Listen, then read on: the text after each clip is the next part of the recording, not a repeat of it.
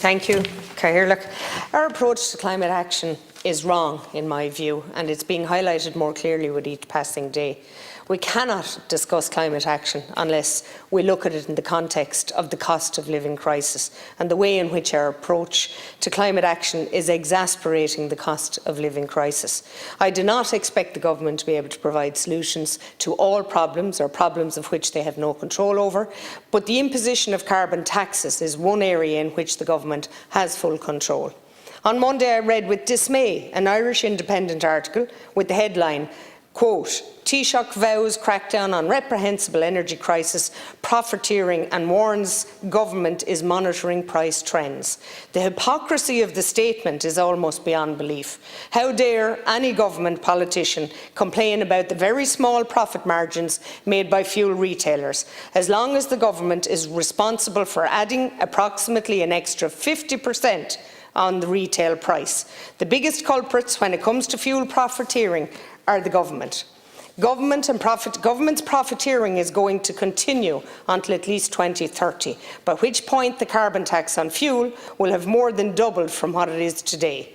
In that article, the Taoiseach was quoted as having used the word reprehensible to describe the profiteering by retailers. Do you know what I think is reprehensible, Minister, when it comes to fuel prices? The practice of charging tax on tax.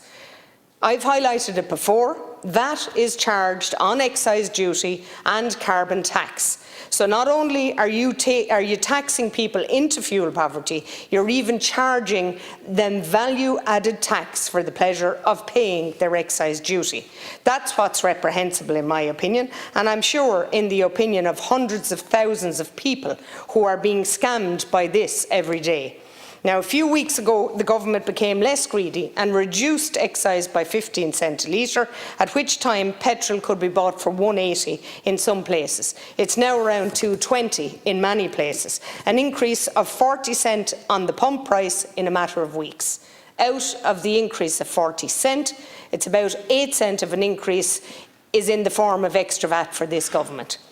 Even ending the disgusting practice of charging tax on tax would be a start for the hard-pressed taxpayer. The invasion of Ukraine and the decision to impose sanctions on Russian produce has also been a contributing factor. And in fairness to the government, this is a factor for which is out of their control. However, it should bring into sharp focus the folly of curtailing or abandoning indigenous energy production and gas exploration. Through these short-sighted climate policies, we have come to rely far too much on supplies which are now proving to be on shaky ground. I saw Deputy Emer Higgins delight a few weeks ago about her successful campaign to change the name of the Passport Service to reflect the fact that it isn't an express service. And this government, rather than addressing the key problem of the poor service, found it easier just to change the name. So perhaps, Cathaoirleach, in the spirit of naming things accurately, maybe the Minister and others would consider and join me when I urge them to change for the Minister of Climate Action to please remove all references to a just transition and instead use the more accurate term of unjust transition. Remembering, Minister, that for April 2022 over April 21, this government, who doesn't have a money tree and who says they can't do any more, collected an extra 35 million in tax in April 2022. Thank you.